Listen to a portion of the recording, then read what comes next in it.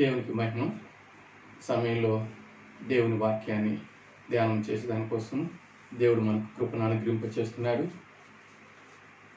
దేవుడు ఈ సమయంలో మనకిచ్చేటువంటి వాక్య అంశము ఒబేదెదోము ఎలాగున ఆశీర్వదింపబడెను అనేటువంటి అంశాన్ని ధ్యానం చేసుకుందాము. మొదటిగా చిన్న ప్రార్థన చేసుకుందాం. ప్రేమగల మా పరలోక తండ్రి, మీ పరిశుద్ధ నామానికి స్తుతి స్తోత్రాలు చెల్లిస్తున్నాం. మీరు మమ్మల్ని ఆశీర్వదించే దేవుడుగా ఉన్నారు. మమ్మల్ని ఆశీర్వదించి మమ్మల్ని ఇతరులకు ఆశీర్వాదకరంగా మలిచి నీ రాజ్యవాసులుగా మమ్మల్ని అనుగ్రహింపచేసే తండ్రిగా ఉన్నారు. అందుకై నీకు వందనాలు స్వామి. ఈ సమయంలో మాకు ఆశీర్వాదం, నీకు మహిమ కలిగించుకున్నారు. తొందరలన్నీ తొలగించారు. నమ్మి స్తుతిస్తూ యేసు నామం బట్టి వేడుకున్నాను నా ప్రియ పరలోక తండ్రి, ఆమేన్. దేవునికి స్తోత్రం. ప్రియమైన వాళ్ళరా, ఈ సమయంలో వాక్య ధ్యానమునకై పరిశుద్ధ గ్రంథంలో నుంచి ఒక మాటను మనం చదువుకుందాము. వాక్యము మనము సమూయేలు రాసినటువంటి 2వ గ్రంథము 6వ అధ్యాయము 11వ వచనాన్ని చదువుకుందాం. సమూయేలు రాసినటువంటి 2వ గ్రంథము 6వ అధ్యాయం 11వ వచనం. యెహోవా మందసము 3 నెలలు గిత్తీయుడగు ఒబేదెదోము ఇంట్లో ఉండగా యెహోవా ఒబేదెదోమును అతని ఇంటి వారి అందరినీ ఆశీర్వదించాడు.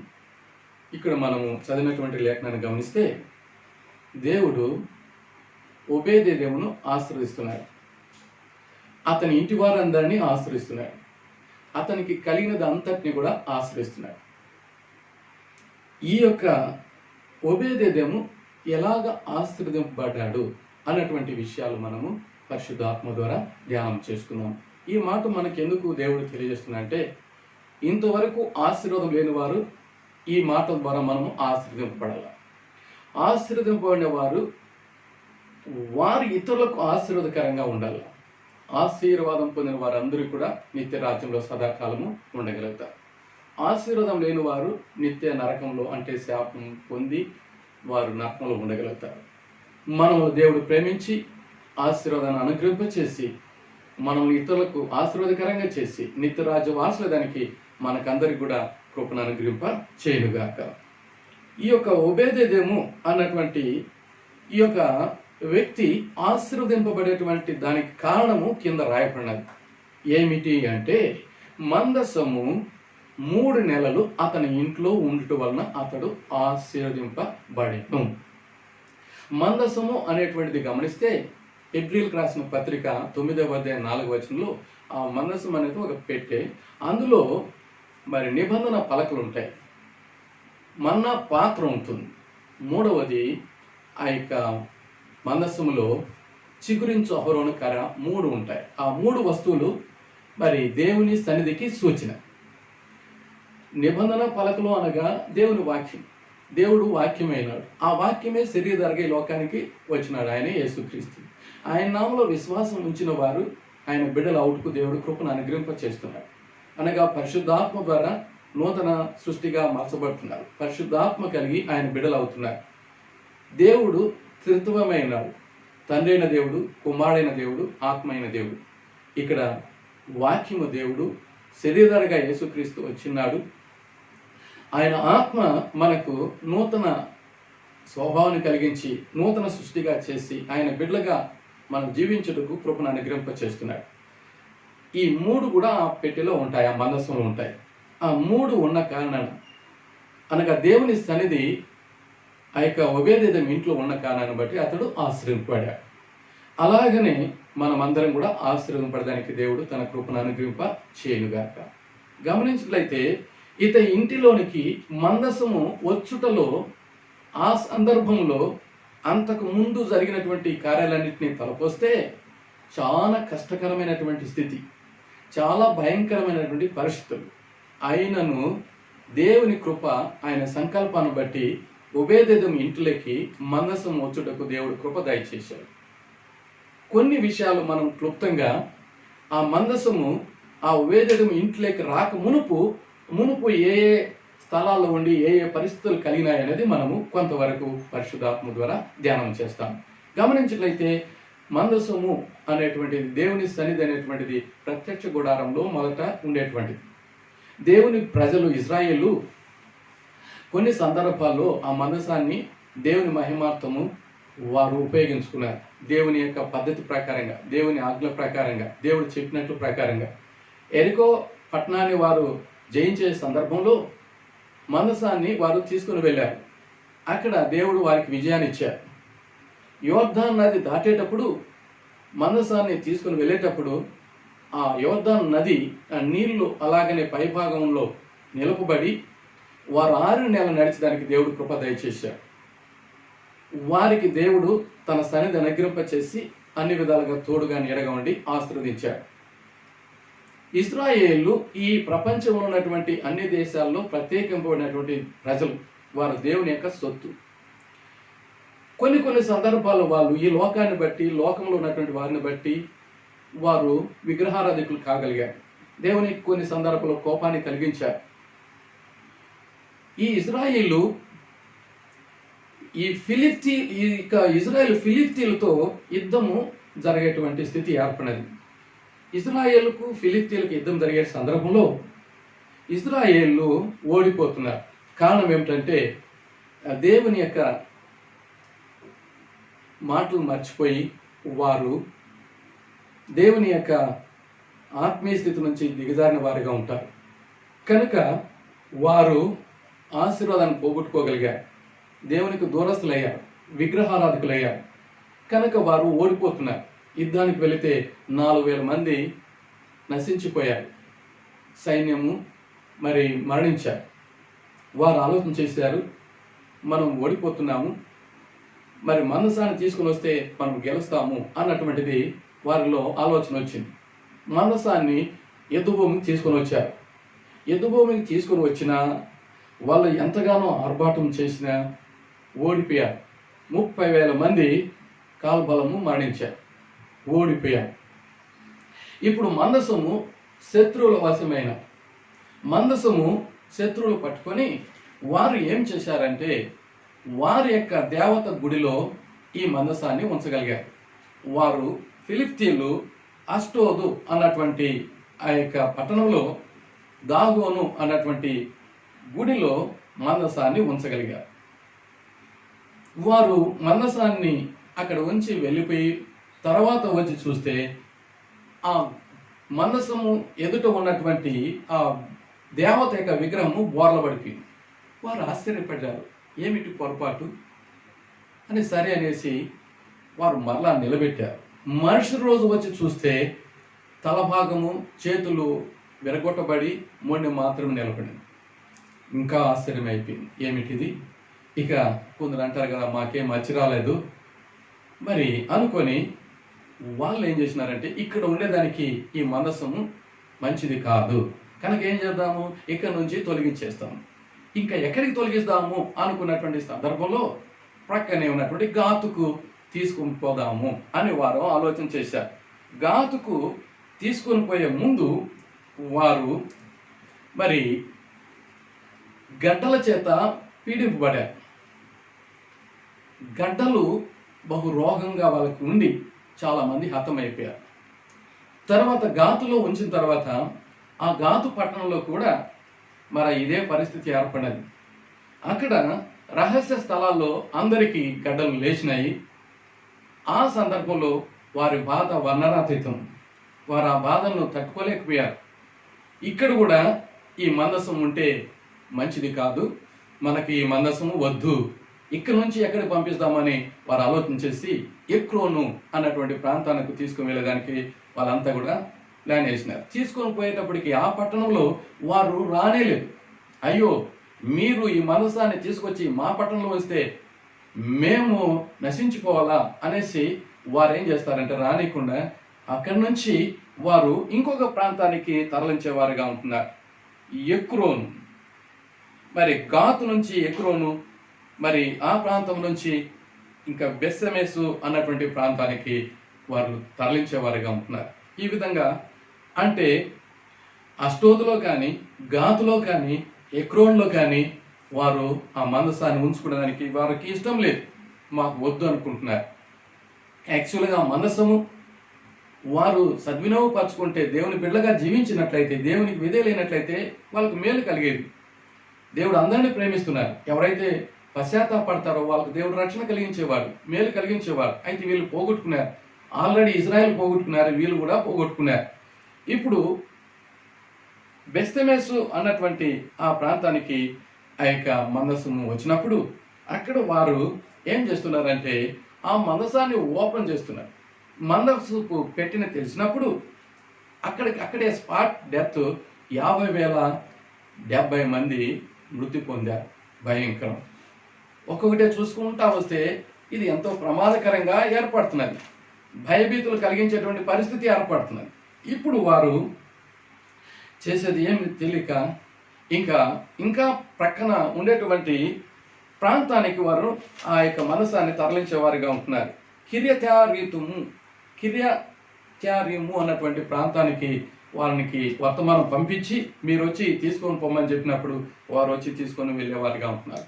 ఇప్పుడు ఆ మనసం ఎక్కడ ఉన్నదంటే కిర్యత్యారీము అన్నటువంటి ప్రాంతంలో అబీనాదాబు అన్నటువంటి ఒక యాజకుని యొక్క ఇంట్లో ఉంటున్నారు.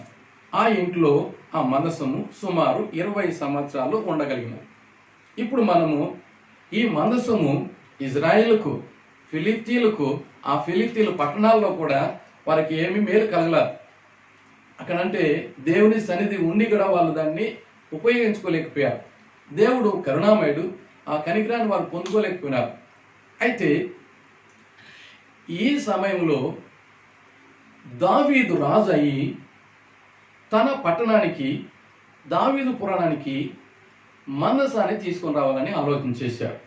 30,000 మంది సూర్యులతో కలిసి దావీదు చాలా ఆడంబరంగా మందసాన్ని తీసుకొని వచ్చుటకు ఆయన బయలుదేరి మందసాన్ని తీసుకొని వస్తున్నారు. మందసాన్ని తీసుకొని వచ్చేటువంటి పద్ధతిని గమనిస్తే కొత్త బండిని తయారు చేయించి ఆ బండిలో ఈ యొక్క మందసాన్ని పెట్టి ఎద్దులు లాగేటట్లుగా చేసి దాన్ని ఉజ్జా అన్నటువంటి వ్యక్తి తోలేవాడుగా ఉంటున్నాడు. అతని సహోదరుడు ముందు భాగంలో నడుస్తున్నాడు. ఆ మందసం కలిగినటువంటి ఆ బండి వస్తూ నాకోను అన్నటువంటి కళ్ళము దగ్గరికి వచ్చినప్పుడు అక్కడ ఏమైనదంటే ఎద్దుల యొక్క కాలు జారి అక్కడ కొంచెము ఆ ఒరిగినట్లుగా ఆ మందసము ఉన్నారు. అయితే ఆ ఉజ్జా ఏం చేసినారంటే ఆ మందసం ఏడ పడిపోతుంది ఏమో అనేసి ఆ మందసాన్ని ఏం చేస్తున్నారంటే తాకుతున్నారు. ఎప్పుడైతే ఉజ్జా ఆ మందసాన్ని తాకాడో అక్కడే అతడు మరణించాడు. అందరికీ భయం అయిపోయింది. ఒకటోటి చూస్తా ఉంటే అంత ప్రాబ్లంగానే ఉన్నారు, ఒకటోటి చూస్తా ఉంటే భయంకరంగానే ఉన్నారు, భయము భీతి కలిగించేటువంటిదిగా ఉన్నారు. ఎంతో సంబరంగా తీసుకొని వస్తున్నారు. వాయిద్యాలతో, బూరా శబ్దాలతో, పాటలతో, నాట్యముతో ఎంతగానో గంభీరంగా తీసుకొని వస్తున్నారు. అయితే సడన్గా ఈ పరిస్థితి ఏర్పడినది. దావీదు బహు ధైర్యశాలి, భక్తుడు, ఎలుగుబంటిని, సింహాన్ని, గొలియాతును, శత్రువులందరినీ కూడా సంహరించిన వాడు, జయం పొందినవాడు. అయితే ఈ విషయంలో భయపడుతున్నాడు. అతడు ఇక ఈ భయస్థితిలో ఏమవుతున్నాడంటే తన యొక్క దావీదు పురానికి ఈ మందసాన్ని తీసుకుపోయేదానికి అతనికి మనసు ఇష్టపడలేదు. ఏం చేయాలి, ఈ మందసాన్ని ఎక్కడ ఉంచాలని అనుకున్నప్పుడు దగ్గరలోనే ఈ ఓబేదెదోము ఇల్లు ఉన్నారు. ఇప్పుడు దావీదు చెప్తున్నాడు, ఈ మందసాన్ని మీ ఇంట్లో ఉంచుకోని. యాక్చువల్గా దావీదైతేమి, సూర్యులైతేమి, ఇంతకుముందు అయితేమి అంత భయం కలిగించేటువంటిది పరిస్థితి ఉన్నది. ఈ పరిస్థితిలో ఓబేదెదోము ఎలాగా తన ఇంట్లో ఆ మందసాన్ని ఉంచుకోగలుగుతాడు? దావీదే భయపడినప్పుడు, దావీదే తీసుకొని పోయేదాని కోసం ఇంత గంభీరంగా తీసుకొని పోతూ కూడా స్టాప్ అయిపోయి ఈ సడన్గా ఈ సమయంలో మరి తన ఇంట్లో పెట్టుకోవాలంటే అతనికి ఎంత ధైర్యం కావాలా? రాజును మరి ధిక్కరించడానికి లేదు, నేను వద్దనేదానికి లేదు, ఏమైనా కానీ దేవుడే దిక్కనేసి ఓకే అని చెప్పేసారు. ఇప్పుడు ఆ మనసుము మరి ఓబేదెదోము ఇంట్లో ఉన్నది. ఓబేదెదోము ఇంట్లో ఉన్నప్పుడు ఆ ఇల్లు ఆశీర్వదింపబడినది. కేవలం 3 నెలలు మాత్రమే ఉన్నది. ఇంతకు మునుపు అబీనాదాబు ఇంట్లో 20 సంవత్సరాలు ఆ మందసం ఉన్నారు. అబీనాదాబు, అతని ఇంటి వారు, ఇంకా ఎవరు ఆశీర్వదింపబడినటువంటి విషయం బయటికి రాలేదు. వాళ్ళు సర్వసాధారణంగా ఉన్నారు, మామూలుగా ఉన్నట్లుగానే ఉన్నారు. వారికి ఆశీర్వాదం ఉండాలని, వారిని బట్టి ఇంకా మిగతా వాళ్ళు ఆశీర్వదింపడాలని ఆ విషయాలే తెలియదు. ఇక్కడ ఒబేదెదోము ఇంట్లో 3 నెలలు ఉన్నప్పుడు ఇతని ఇంటి వారు ఇతనికి కలిగినంతా కూడా ఆశీర్వదింపబడతారు. ఎట్లా ఆశీర్వదింపబడినది అని మనం ఆలోచించేస్తాం. ఇంతకు మునుపు ఇంత ప్రమాద స్థితి ఏర్పడినది, ఈ భయంకరపు పరిస్థితులు ఏర్పడినాయి. అయితే ఈ సమయంలో ఇతడు ఎందుకు ఎలాగ ఆశ్రయింపడ్డాడు అని మనం ఆలోచన చేస్తే పరిశుద్ధాత్మ దేవుడు మనకు తెలియజేస్తున్నాడు. ఈ యొక్క వ్యక్తి దేవుని మీద భారం వేస్తున్నాడు. తండ్రి, సమస్తాన్ని నువ్వే చేశావు, నన్ను నువ్వే చేశావు, సమస్తానికి ఆధారం నువ్వే. నీవు జీవింపచేస్తే నేను జీవిస్తాను, నువ్వు నన్ను కాపాడితే నేను భద్రంగా ఉంటాను, నీవే దిక్కు లేని వారికి నీవే దిక్కు అని దేవుడు నమ్ముకున్నాడు. నమ్ముట వలన అది దేవునికి నీతిగా ఎంచబడుతుంది. అబ్రహాము దేవుని నమ్మినాడు, అది నీతిగా దేవునికి ఎంచబడింది. నీతిమంతుని దేవుడు ఆశీర్వదిస్తాడని కీర్తన 5:12 రాయబడినది. నీతిమంతుని దేవుడు ఆశీర్వదించువాడు. ఎవరిని ఆశీర్వదిస్తాడంటే దేవుడు నీతిమంతుని ఆశీర్వదిస్తాడు. నీతిమంతుడు ఎప్పుడు అవుతున్నాడంటే, ఎవరు లేరు నీతిమంతులు ఈ భూమి మీద. అయితే దేవుని నమ్ముట వలన నీతిమంతులుగా తీర్చబడతాం. దేవుడు ఒక్కడే నీతిమంతుడు, ఆయన నమ్ముట వలన నీతిమంతులుగా తీర్చబడతాం.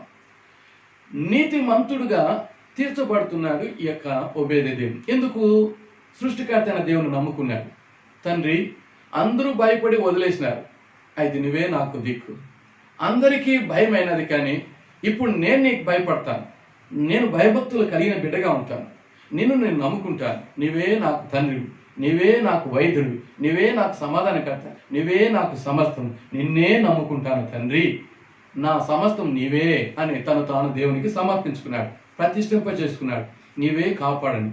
దేవుడు మంచివాడు, కరుణామయుడు, విరిగి నలిగిన హృదయాన్ని ఆయన లక్ష్య పెట్టేవాడుగా ఉంటున్నాడు. ఈ యొక్క ఒబేదెదోము తన ఇంటి వారందరూ కూడా ఇప్పుడు నీతిమంతులుగా తీర్చబడ్డారు, అనగా దేవుని నమ్ముకున్నారు. నీతిమంతులుగా తీర్చబడిన వారు ప్రార్థన చేస్తారు. నీతిమంతుని యొక్క ప్రార్థన వైపున ఆయన కనుదృష్టి నిలుపుతారు. పేతురు రాసినటువంటి పత్రికలో మనం గమనిస్తే, మొదటి పత్రిక 3:12 ప్రకారంగా నీతిమంతుల యొక్క ప్రార్థన వైపున ఆయన కనుదృష్టి నిలుపుతాడు. ఆయన చెవికే దేవుడిగా ఉంటున్నాడు. ఇప్పుడు ఈ కుటుంబము నీతిమంతుల కుటుంబంగా తీర్చబడింది. ఈ బిడ్డలు ఇప్పుడు ప్రార్థన చేస్తున్నారు. వీరు ఎంతగానో భయభక్తులు కలిగి ప్రార్థన చేసేవారుగా, దేవుని వాక్యాన్ని ధ్యానం చేసేవారుగా, దేవుని స్తుతించేవారుగా, ఆరాధించేవారుగా ఇప్పుడు కేవలం అంతా కూడా దేవుని మీదనే ఆధారపడ్డారు.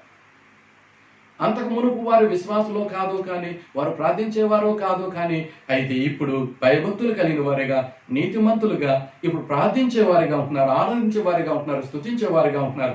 ఇప్పుడు నిత్యము దేవుని యొక్క నామమును స్మరించుటలోని వారి యొక్క జీవితాన్ని కొనసాగించేవారిగా ఉంటున్నారు.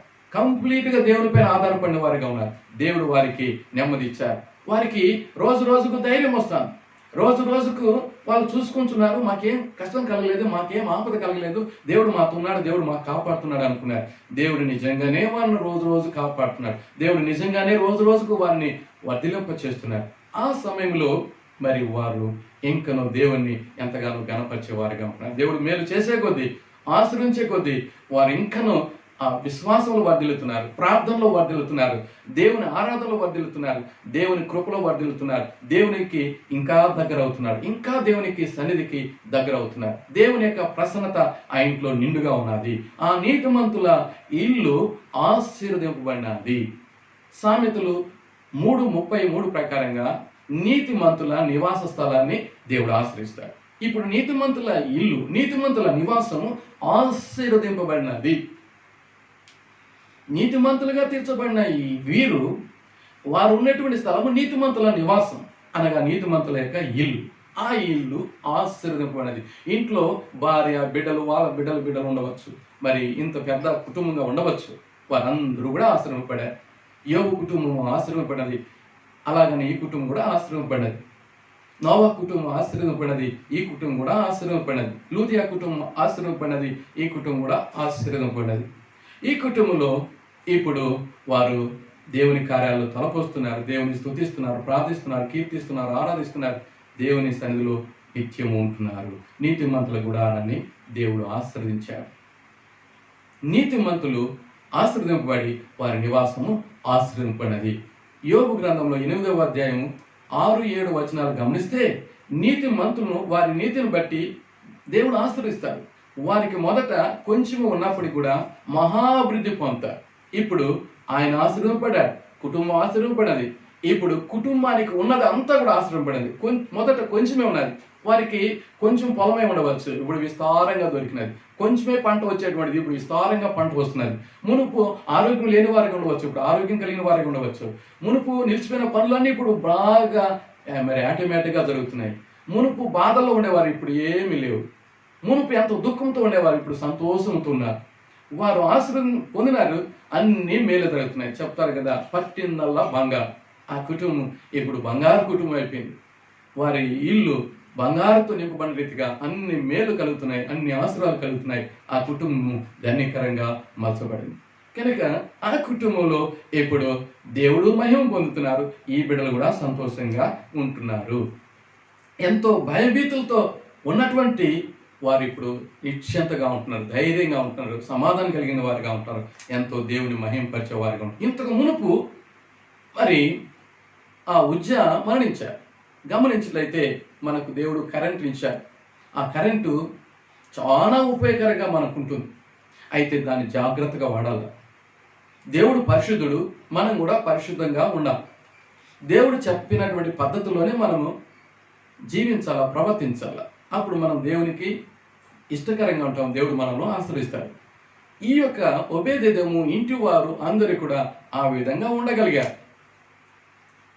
కరెంటు ఎంత మనకు మేలు చేసినా, ఎంత మనకు ఉపయోగకరంగా ఉన్నా, ఎన్నో కార్యాలు మనం చేసుకుంటున్నా, దాన్ని అజాగ్రత్తగా ముట్టినా, దాన్ని వేరే రీతిగా టచ్ చేసినా షాక్. నేను హాస్టల్ చదివేటప్పుడు ఇంత మంచి లైట్ వస్తుంది కదా, ఎట్లా వస్తుంది ఎవరు తెలియకుండా చూద్దామని ఆ ప్లగ్ను కొంచెం ఓపెన్ చేసి ఊరికి అట్లా ఏలు పెట్టి మళ్ళా తీసేద్దాము అని అనుకున్నాను. చిన్నగా చిన్నగా చిన్నగా చిన్నగా అట్లా ఏలు పెట్టింది, చక్కని ఇట్లా మరి కొట్టేసింది. ఓయ్ అమ్మ చిమ్మురు ఎక్కిపోయింది. ఊరు ఎంత పవర్ ఉందో నాయన, నేను ఊరికి అట్లా ఏలు పెట్టి తీసేద్దామంటే అంత పవర్. మంచి లైటే, అన్ని ఉపయోగాలు ఉన్నాయి, అయితే వాడవలసిన రీతిగా వాడాలి. అయితే ఇంతకు మునుపు ఇజ్రాయేల్ కూడా మరి ఈ రీతిగా వాళ్ళు వాడుకోలేకపోయినారు దేవుని యొక్క సన్నిధిని. మరి అన్యులైనటువంటి ఫిలిప్తీలు కూడా వాడుకోలేకపోయారు. అభినాదాము దేవుని ఎరిగిన వారైనప్పుడు కూడా దేవుళ్ళో మరి నిజంగా వారు ఆత్మీయ మేలు పొందుకోలేకపోయినారు. ఉజ్జ మరి ఆ యొక్క మనసాన్ని తాకిన దాన్ని బట్టి మరి అతడు మరణాన్ని పొందుకోగలిగాడు. మరి ఇంకా మనము ముందు చూసాము, 50,070 మంది వారు కేవలం ఆ మనసు పెట్టిన ఓపెన్ చేసిన దానికే వారు మరణించారు. ఇంత స్థితిలో ఇన్ని స్థితులు, ఇన్ని కార్యాలు జరిగి ఉన్నాయి. అయితే ఇక్కడ ఏ ప్రమాదం లేకుండా, ఏ ప్రాబ్లం లేకుండా అన్ని మంచిగా వారు వర్ధిల్లేదానికి దేవుడు కృప దయచేసి. కారణం ఏమిటంటే ఆయన నీతిమంతుడుగా తీర్చబడ్డాడు, అనగా దేవునిపైన కంప్లీట్గా ఆధారపడ్డాడు, నమ్ముకున్నాడు. ప్రార్థన చేసే బిడ్డగా అయినాడు. ఆ ఇల్లు నీతిమంతుల ఇల్లుగా ఉండి నీతిమంతుల ఇంట్లో ప్రార్థన చేస్తున్నారు. ఆ ప్రార్థన బట్టి దేవుడు ఆశ్రయిస్తున్నాడు. దేవుని యొక్క కనుదృష్టి ఆ ఇంట్లో ఉన్నది, దేవుని సన్నిధి ఆ ఇంట్లో ఉన్నది. మరి దేవుని స్తుతిస్తూ ఆరాధిస్తూ ప్రార్థిస్తూ ఉన్నారు. ఈ కార్యాలన్నీ మంచిగా ఉన్నాయి. అది నీతిమంతుల గుడారంలో సునాదం వినపడుతుంది. ఇప్పుడు అందరూ వింటున్నారు. ఏం వింటున్నారు? ఒబేదెదోము బాగున్నాడు, భార్య బాగుంది, కుమారులు బాగున్నారు, కోడలు బాగున్నారు, కుమార్తెలు బాగున్నారు, మనవలు బాగున్నారు, మనవరాలు బాగున్నారు, ఆరోగ్యంగా ఉన్నారు. వారు చేసేటువంటి అన్ని కార్యాలు సఫలమవుతాయి. వారు పంట విత్తితే అబ్బా నూనెతలుగా పండుతున్నది. అన్ని మంచి మంచి మంచి కార్యాలే, అన్ని మంచి మంచి మంచి మాటలే, అన్ని కూడా గుడ్ న్యూస్లే. అక్కడ నీతిమంతుల గుడారం నుంచి ఇప్పుడు వెలుగు వెల్లడైతుంది, సాక్ష్యం వెల్లడైతుంది, మంచి కార్యాలు వెల్లడైతున్నాయి. అంతే అందరికి అందరికి అందరికి కూడా అలాగనే తెలిసిపోతున్నాయి. దేవునికి మహిమ కలుగును గాక. ఈ విధంగా ఆ యొక్క ఒబేదెదోము ఇల్లు ఆశీర్వదింపబడినటువంటిదిగా, ఇంటి వారందరూ ఆశీర్వదింపబడిన వారిగా దేవుడు కృపను అనుగ్రహింపచేశారు. మరి మన జీవితాలు కూడా అలాగని దేవుడు చెప్పినటువంటి మాట ప్రకారంగా మనం వింటే, ద్వితీయోపదేశకాండం 28వ అధ్యాయంలో మనం గమనిస్తే దేవుడు చెప్పిన మాటలు విని ఆ ప్రకారంగా మనము జీవించినట్లయితే ఇంట్లో ఆశీర్వాదం పడతాం, పొలంలో ఆశ్రయం పడతాం, సమస్తంలో ఆశీర్వాదం పడతామని దేవుడు తెలియజేస్తున్నాడు. అదే రీతిగా ఈ యొక్క ఒబేదెదోము ఆశీర్వదింపబడే వాడిగా ఉంటున్నాడు. తన కుటుంబం ఆశీర్వదింపడినది, తనకు కలిగినదంతా ఇప్పుడు ఆశీర్వదింపడినట్లుగా మనం చూడగలుగుతాం. ఈ వార్త అన్ని ప్రాంతాలకు కూడా విస్తరిస్తున్నది. చివరికి రాజు అయినటువంటి దావీదు కూడా ఇప్పుడు తెలియపరచబడుతున్నది. ఇప్పుడు అందరికీ తెలియపరచబడినది. ఎంతవరకు అతని గురించి ఎవరికీ తెలియదు. ఇప్పుడు అతని పేరు మరి అందరికీ తెలియపరచబడుతున్నది. ఇప్పుడు అతడు నీతిమంతుడని, అతడు ప్రార్థనాపరుడని, అతడు భక్తిపరుడని, ఇప్పుడు దేవుని బిడ్డని, దేవుడు అతన్ని ఆశ్రయించాలని ఒక నోట, ఈ నోట, ఆ నోట, అందరి నోట, దేశమంతా కూడా ఆ విధంగానే వినపడుతున్నది. అంతా సునాదమే, అంతా మంచిదే జరుగుతున్నది. దేవుడు గొప్ప కార్యాలు జరిగింపచేసినాడు. మన జీవితాల్లో కూడా దేవుడు ఒబేదేదోము జీవితంలో జరిగించిన కార్యాలు మనకు కూడా దేవుడు అనుగ్రహించడానికి సహాయం దయచేయుగాక. అలాంటి కృపను మనం అందరం కూడా పొందుకునేందుకు దేవుడు సహాయం దయచేయుగాక. మరి ఒకసారి ఒక దైవజనుడు ఒక గ్రామానికి వెళ్ళారు. వెళ్ళి కరపత్రాలు అందరికి ఇస్తూ ఒక ఇంటి దగ్గరికి వచ్చి కరపత్రం ఇస్తూ, అమ్మ మీరు ఎందుకు పేదరికంలో ఉన్నారే, మీ ఇంట్లో ధనం ఉంది కదా అని ఆ బాబు, ఆ యవనస్తుడు చెప్పి వాళ్ళు వచ్చేసినారు. ఆమె మరి కరపత్రం తీసుకున్నది, ఆ వచ్చినట్టు బిడ్డకు నీళ్ళు కూడా ఇచ్చినది. ఇప్పుడు ఆలోచన చేస్తున్నది, అవును మా ఇంట్లో ధనం ఉందా, ఏమి నాకు తెలదే అని ఆలోచన చేసింది. ఇంటి యజమానుడు పనికి వెళ్ళి సాయంత్రం ఇంటికి వచ్చిన తర్వాత ఆయనతో ఈ విధంగా చెప్పింది, అయ్యా దైవజనుడు ఒక ఆయన మరి కరపత్రాలు పంచుతూ మన ఇంటి దగ్గరికి వచ్చినాడు, నాకు కూడా ఇచ్చినాడు. తర్వాత నీళ్లు కూడా అడిగితే నీళ్ళు కూడా ఇచ్చినాను. ఆ భక్తుడు ఒక మాట చెప్పాడు, ఏమిటంటే మన ఇంట్లో ధనం ఉందా పోయమ్మో అని ఆయన కూడా ఆశ్చర్యపడ్డారు. ఏం చేద్దాము, రాత్రి అంతా వెతికినారు, వస్తువులన్నీ మరి వెతికినారు, కొన్ని స్థలాల్లో తవ్వను కూడా తవ్వినారు, ఏడ ధనము లేస్తుందేమో, ఏమి దొరకలేదు. సరే ప్రొద్దున్నే ఆయన, నువ్వేమో ఎవరి మాట వింటువో అన్ని మాటలు విన్నావు, మనకేం దొరకలేదు అనేసి ఆయన పనికి వెళ్ళిపోయాడు. ఈమె వాళ్ళ ఆలోచన చేసింది, మరి అన్ని వస్తువులన్నీ కూడా ఎన్నెన్నో ఎక్కడెక్కడ ఉండేవని మళ్ళా తిరిగి మళ్ళా సెట్ చేస్తాను, అన్నీ సర్దుతున్నాను. ఒక బైబుల్ ఆమెకు కనపడింది. అది ఎవరంటే ఇచ్చినది తల్లిదండ్రులు ఇచ్చినటువంటి బహుమానం. ఆమె తల్లిదండ్రులు ఇచ్చినారు, మా అమ్మ నాన్న మంచి సావుకారులే, వాళ్ళు ఈ బైబుల్ ఇచ్చినారు, ఆఫ్టర్ బైబుల్ ఇచ్చినారు అనేసి మూల పెట్టేసింది. ఇప్పుడు దాన్ని తీసి చూస్తే పేజీకి విలువైనటువంటి కాగితాలు ఉన్నాయి. పేజీ ఆ బైబుల్ అంతా డబ్బులే. ఇంత సంపద ఇంట్లో పెట్టుకొని వారు మరి అనేక అవసరాలు, అక్కర్లు తీర్చుకోలేని పరిస్థితిలో ఉన్నారు. అప్పుడు ఆమె కళ్ళు మూసుకొని, తండ్రి నాకు ఇంట్లో ఇంత సంపద నా తల్లిదండ్రుల ద్వారా నువ్వు ఇచ్చినావు, ఇంట్లో పెట్టుకొని కూడా నేను ఉపయోగించుకోలేకపోయినాను, పేదరికంలో ఎన్నో అవసరాలతో అక్కరలతో నేను మరి సతమతమయ్యాని. ఇప్పుడు ఆ బిడ్డ ద్వారా నువ్వు చెప్పిన మాటలు బట్టి ఇప్పుడు నేను ఈ బైబిల్ తెరిచినప్పుడు మరి ఇంత సంపద ఉన్నది, నీవు నిజముగా మా పట్ల ఎంత కనికరం కలిగిన దేవుడు అని వాక్యాన్ని చదివితే దేవుడు సర్వకృపానిది, సర్వ సంపదలు ఆయన గుప్తమైన అయినటువంటి సత్యాన్ని తెలుసుకోవాలి. ఎంతో ధన్యురాలై తన కుటుంబం ఇప్పుడు ఆశ్రమపడినది. ఇంతవరకు ఎంతో పేదరికంగా ఉండి ఎంతో కష్టాలు అనుభవించి ఇప్పుడు తన ఇంట్లో ఉన్నటువంటి బైబిల్ను ఆమె ఓపెన్ చేసినప్పుడు ఆమె యొక్క స్థితి మారిపోయింది. తన కుటుంబ స్థితి ధనికరము, ఆశీర్వదకరంగా మార్చబడింది. ఇప్పుడు ఆమె మరి బైబిల్ చదివినప్పుడు దేవుడు సర్వకృపానది, సర్వ సంపదలన్నీ కూడా ఆయన గుప్తమైన తెలుసుకొని బైబిల్ చదవడము, ప్రార్థన చేయడము, తన బిడ్డలకు నేర్పించడము, ఈ విధంగా చేసి తన కుటుంబాన్ని జ్ఞానం చేత కట్టుకోగలిగింది, భయభక్తుల చేత కట్టుకోగలిగింది, నీతిమంతురాలుగా తీర్చబడింది.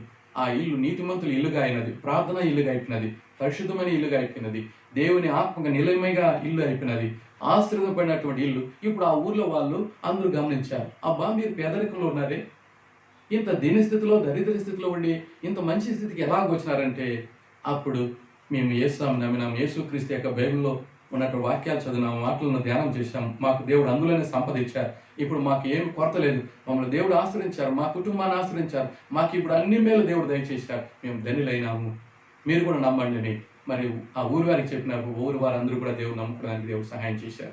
వారు ఆశీర్వదపడినారు, ఇంటి వారు అందరూ ఆశీర్వదపడినారు, అనేక మందికి ఆశీర్వదకరంగా ఉన్నారు, వారు ధన్యులు కాగలిగారు. దేవునికి మహిమ కలుగును గాక. ఈ ఓబేదెదోము కూడా ఇప్పుడు ఆశ్రమపడి ఈ విషయం అందరికి కూడా తెలియపరచబడినప్పుడు, అందరూ తెలుసుకున్నప్పుడు రాజు సహితము ఇప్పుడు ధైర్యం తెచ్చుకున్నాడు. ఇంతవరకు భయంతో ఉన్న వ్యక్తి మరి ఆ భయం పోయేసింది.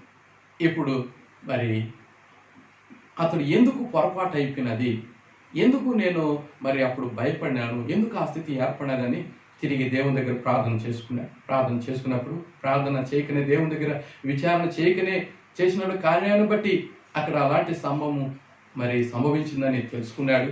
ఆ తర్వాత మానవులు ఉపయోగించే పద్ధతి అంటే ఇంతకు మునుపు ఫిలిప్తీలు ఉపయోగించినటువంటి పద్ధతిని ఇతడు ఉపయోగించాడు.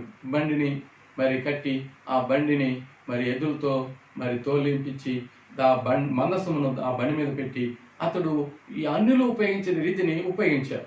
అది దేవునికి ఇష్టం లేదు. దేవుడు చెప్పిన పద్ధతిలోనే ఉపయోగించారు. ఈ రోజుల్లో కూడా చాలా మంది మరి అన్యుల ఆచారాలు కలిగిన వారిగా ఉంటారు. పెళ్లిళ్ళు చేయాలన్నా, ఇల్లు కట్టాలన్నా, కాలాలు రావు ఈ కాలాలు మరి వాస్తులు ఇవన్నీ చూస్తున్నారు. దేవుడు చెప్పిన మాటలు మనం వినాలి. దేవుని మాటల ప్రకారం మనం జీవించాలి. లోకస్తులు లోక కార్యాలను బట్టి కాకుండా దేవుని మాట ప్రకారంగా మనం జీవిస్తే, దేవుని వాక్య ప్రకారంగా మనం ప్రవర్తిస్తే మనకు దేవుడు ఆశ్రయం దయచేస్తాడు. ప్రార్థన చేసుకుంటే మనకు దేవుడు కృపను అనుగ్రహిస్తాడు, ప్రతిఫలం దయచేస్తాడు, ఆశ్రయం దయచేస్తాడు. మరి ఈ ఓబేదెదోము అలాగే చేశాడు కనుక ఇప్పుడు అందరికీ మాదిరి అయినాడు. అందరిలో ఉన్నటువంటి భయాందాలను తొలగింపచేసి రాజు సైతము ఇప్పుడు మరి ఆ యొక్క మందసాన్ని తన యొక్క నగరకు తీసుకొని పోయడానికి ఇప్పుడు అన్ని ఓకే చేసుకున్నారు. ఇప్పుడు తన పద్ధతిని మార్చుకున్నాడు. మరి బండి మీద కాకుండా యాజకులు మోసుకొని వెళ్ళేదానికోసము వారు ప్రతిష్ఠింపబడి ఇప్పుడు మరి అనేక మంది పాటలు పాడేవారు, వాయిద్యాలు వాయించేవారు, స్తుతించేవారు, ప్రార్థించేవారు, ఆరాధించేవారు, కీర్తించేవారు. ఈ విధంగా గంభీరంగా పెద్ద సంభ్రమంగా మరి ఆడంబరంగా ఆ యొక్క మందసాన్ని తీసుకొని వెళుతున్నారు. ఇప్పుడు ప్రజలందరూ కూడా చూస్తున్నారు, ప్రజలందరూ కూడా తిలకిస్తున్నారు. దావీదైతే ఆ మందసం ఎదుట ఎంతగానో మరి నాట్యమాడేవాడుగా ఉంటున్నాడు. దేవునికి ఎంతో మహిమ కలిగించేవాడుగా ఉంటున్నాడు. ఇప్పుడు అతనికి భయం లేదు, ధైర్యంగా ఉన్నది. ఇప్పుడు మందసము ముందుకు సాగుతున్నది. మరి చేరవలసిన చోటుకు తీసుకుని వెళుతున్నారు. ఇప్పుడు అందరినీ కూడా ఆశ్రయిస్తున్నాడు. దావీదు అందరినీ కూడా ఆశ్రయిస్తున్నాడు. ఒకప్పుడు భయపడి మందసాన్ని ఆ ఓబేదెదోము ఇంట్లో పెట్టాడు. అయితే ఓబేదును దేవుడు ఆశ్రయించాడు, అతని ఇంటి వారిని ఆశ్రయించాడు, అతను కలిగిన దాన్ని ఆశ్రయించాడని తెలుసుకొని ఇప్పుడు అతడు మరి ఆ మందసాన్ని తీసుకుని వస్తూ తాను ఆశ్రయింపడాడు. ఇప్పుడు ప్రజలందరినీ ఆశ్రయించాడు. తన ఇంటిని కూడా ఆశీర్వాదకరంగా మలుచుకోగాడు. సమూయేలు 2వ సమూయేలు గ్రంథము మరి 7వ అధ్యాయం 29వ వచనం చూస్తే శాశ్వతమైన ఆశీర్వాదాన్ని ఈ యొక్క దావీదు పొందుకోగలిగాడు. దావీదు ఆశీర్వదింపబడ్డాడు, తన ప్రజలను ఆశ్రయించాడు, తన కుటుంబాన్ని ఆశీర్వాదంలోకి నడిపించుకోగలిగినాడు. దేవునికి మహిమ కలుగునుగాక. ప్రియమైన వారలారా, వాక్యమైనటువంటి మనం దేవుని యొక్క మార్గంలో మనం నడిస్తే ఆయన నీతిని మనం కలిగిన వారిగా ఉండి ప్రార్థన చేసిన వారిగా ఉండి మరి మన గుడారంలో కూడా మన ఇంట్లో కూడా ఆశ్రయింపబడి వర్ధిల్లే దానికోసం మన గుడారం మన ఇంట్లో కూడా సునాదం వినపడేటట్లుగా ఆ మాటలు బట్టి ఆ కార్యాలను బట్టి ఆ యొక్క ఆశీర్వాదం బట్టి మన ద్వారా ఇతరులకు ఆశీర్వాదకరంగా మనల్ని మలుచుకునే దేవుడుగా ఉంటున్నాడు. ఆ ఓబేదెదోము ఆ విధంగా అయినాడు. ఇప్పుడు దావీదు మరి అలాగా అయ్యేదానికి దేవుడు కృప దయచేశాడు. నువ్వు కూడా ఆ విధంగా, నేను కూడా ఆ విధంగా, మనం కూడా ఆ విధంగా వినేటువంటి ప్రతి బిడ్డైనా మరి అనుసరించే ప్రతి బిడ్డైనా దేవుని నమ్మిన ప్రతి బిడ్డ కూడా ఈ విధంగా ఆశీర్వదింపడేదానికి దేవుడు కృపను అనుగ్రహింప చేసేవాడుగా ఉంటున్నాడు. భూమి మీద జీవించేటువంటి మనం దేవుని ఆశీర్వాదాలు పొంది మరి అనేక మందికి ఆశీర్వాదకరంగా ఉండి ఈ భూమి మీద జీవించేటువంటి మనము ఈ లోకాన్ని వదిలిన తర్వాత నిత్య రాజ్యాన్ని మనం స్వాతంత్రించుకోగలుగుతాం. మరి నీతిమంతులు దేవుని రాజ్యాన్ని స్వాతంత్రించుకోగలుగుతారు. ఆశీర్వదింపబడిన వారిని దేవుడు ఆహ్వానించి తన రాజ్యంలో చేర్చుకునేవాడుగా ఉంటాడు. మత్తయి సువార్త 25వ అధ్యాయం 34వ వచనంలో ఆశీర్వదింపబడిన వాళ్ళరా రండి, మీ కొరకు భూమి పుట్టినది మొదలుకొని సిద్ధపరిచినటువంటి ఈ రాజ్యాన్ని మీరు స్వతంత్రించుకునండి అని దేవుడు ఆహ్వానించేవాడిగా ఉంటాడు. అయితే శపింపబడిన వారికి ఆహ్వానం లేదు. శపింపబడిన వారిలో పొండి, మీకును మరి అపవాదికి ఉంచబడినటువంటి నిత్య నరకానికి వెళ్ళండి, అక్కడ అగ్ని ఆరదు, పురుగు చావదు అనేటువంటి స్థితిని దేవుడు కలిగించేవాడుగా ఉంటున్నాడు. ఈ భూమి మీద జీవించేటువంటి ఈ జీవిత కాలంలోనే సృష్టికర్త అయిన దేవుని అనగా నీతిమంతుడైన దేవుని నమ్ముకుని నీతిమంతులుగా తీర్చబడి ఆ యొక్క కృపను బట్టి ప్రార్థన చేసేవారిగా, స్తుతించేవారిగా, ఆరాధించేవారిగా, దేవుని బిడ్డలుగా జీవిస్తూ మన యొక్క ఇంటిని ఆశీర్వాదకరంగా మలుచుకొని, ప్రార్థనా గృహంగా మలుచుకొని, దేవుని ఆత్మ కలిగినటువంటి గృహంగా మలుచుకొని, దేవుని బిడ్డగా జీవించి దేవునికి మహిమ తెస్తూ, ఈ భూమి మీద ఉన్నంత వరకు దేవుని గణపరుస్తూ, ఇతరులకు సాక్షులుగా ఉంటూ, మరి ఈ లోకం వదిలిన తర్వాత నీతి రాజ్యంలోకి ప్రవేశించడానికి దేవుడు కృపను అనుగ్రహించేవాడుగా ఉంటున్నాడు. మనం కన్నా యేసుక్రీస్తుని నమ్మకుండా మన నీతిని స్వనీతిగా ఉంచుకున్నట్లయితే ప్రయోజనం లేదు. దుర్నీతి పరులు అయినట్లయితే దేవుని రాజ్యంలోకి ప్రవేశించలేదు. మరి నీతిమంతులు ఆశీర్వదపడతారు. నీతి కానటువంటిది స్వనీతి, దుర్నీతి, సైతాన్ నీతి ఉంటుంది, లోకం నీతి ఉంటుంది. దానివల్ల మనకు ఆశ్రయం రాదు. దేవుడు నిన్ను నన్ను ఆశీర్వదించేవాడుగా ఉంటున్నాడు. యేసు క్రీస్తు మనందరి కొరకు ఈ లోకానికి అరుదించిన వాడుగా వచ్చి మనందరి కొరకు ఆయన మరి శాపాన్ని భరించి మనకు ఆశీర్వాదం ధరించేవాడుగా ఉంటున్నాడు, అనుగ్రహింప చేసిన వాడుగా ఉంటున్నాడు. ఒకరు మారు మనసు పొంది పాప క్షమాపణ బ్యాప్టిజం పొందినట్లయితే, ప్రార్థన చేసినట్లయితే, నీతిమంతులుగా తీర్చబడినట్లయితే, దేవుని ఆత్మ కలిగిన వారిగా ఉండి ఈ భూమి మీద జీవించి దేవుని యొక్క కృపను బట్టి ఈ లోకం అయిన తర్వాత దేవుని రాజ్యంలో మనం ఉన్నట్లయితే నిత్యము యుగాలు కూడా దేవునితో ఉండగలుగుతాం. అలా లేనటువంటి వారు యేసుక్రీస్తును నీతిమంతునిగా పొందకపోయినట్లయితే, ఆ నీతి సూర్యుని యొక్క నీతిని మనం వెలుగును పొందుకోలేకపోయినట్లయితే, చీకట్లో ఉన్నట్లయితే, పాపంలో ఉన్నట్లయితే, మరణంలో ఉన్నట్లయితే వారు నశించి నరకానికి గురై నిత్య నరకంలో శిక్షను అనుభవించాల్సి వస్తుంది. దేవుడు కృపను దయచేసేవాడుగా ఉన్నారు. దేవుడు అందరికీ ప్రేమ చూపించేవాడుగా ఉంటున్నారు. ఇజ్రాయేలు సైతము దేవుడు చూపించేటువంటి ప్రేమను పొందుకోలేకపోయినారు. వారు విగ్రహారాధికులైనారు.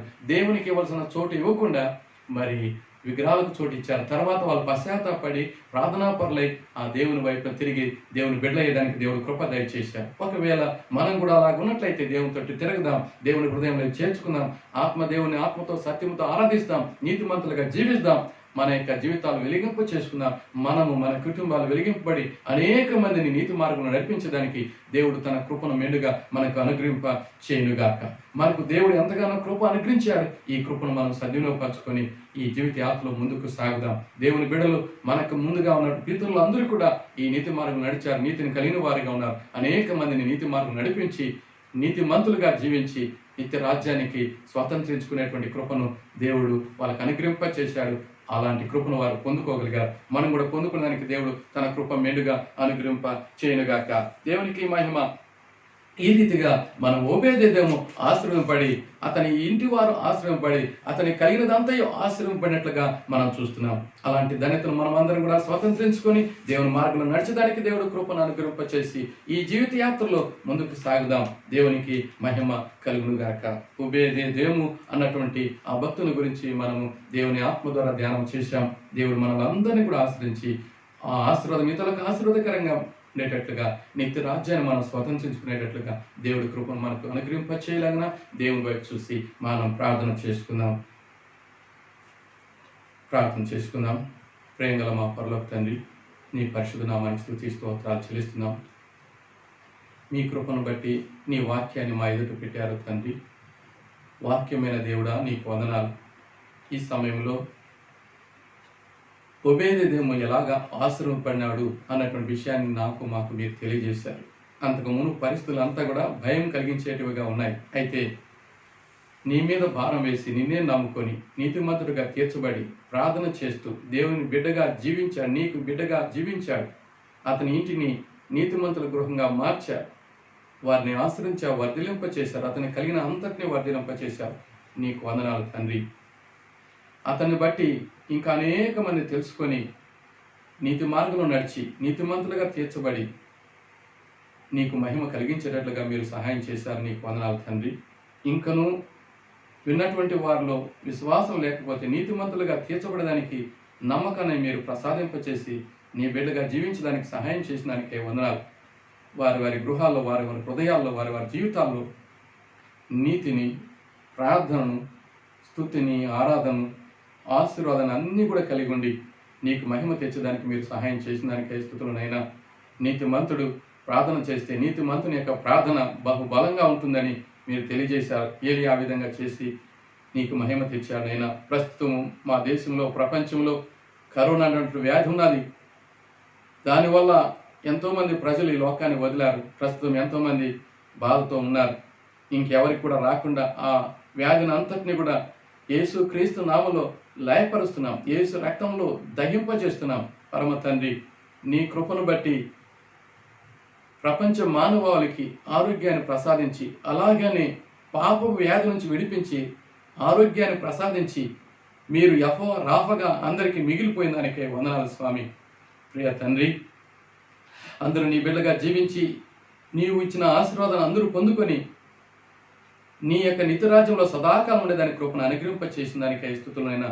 ఎవరు కూడా మరి నశించి నరకానికి గురి కాకుండా అందరూ రక్షణ పొందేదానికి కృపను అనుగ్రహింప చేసి దీవించి కాపాడారని నమ్మి స్తుతిస్తూ మమ్మల్ని అందరినీ బలిష్టమైన స్థలకు అప్పచెప్పుకుంటుండగా యేసు క్రీస్తు నామాన్ని బట్టి అతి వినంగా వేడుకుంటున్నాను నా ప్రియ పరలోక తండ్రి.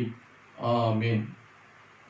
ప్రభు అయినటువంటి యేసు క్రీస్తు కృపయు, తనైన దేవుని ప్రేమయు, పరిశుద్ధాత్మ కరుణ సహవాసం ఆయన బిడ్డలైన మనందరికీ ఇప్పుడు ఎల్లప్పుడు సదాకాలం